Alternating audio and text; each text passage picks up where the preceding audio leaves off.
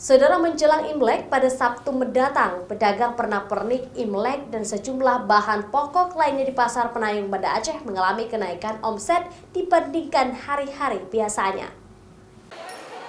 Salah satu pernak-pernik yang paling dicari menjelang Imlek mendatang oleh warga Tionghoa di Penayung Banda Aceh yaitu seperti dupa, lilin, hingga angpau untuk dibagikan kepada keluarga dan saudara di hari Imlek.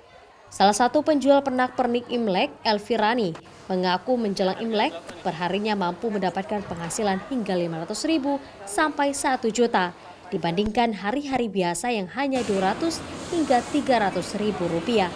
Yang kalau angpau ini ada 5.000, kalau pirang dupa-dupa itu ada sampai 50, kalau lilin ada sampai 100, kalau yang besar itu.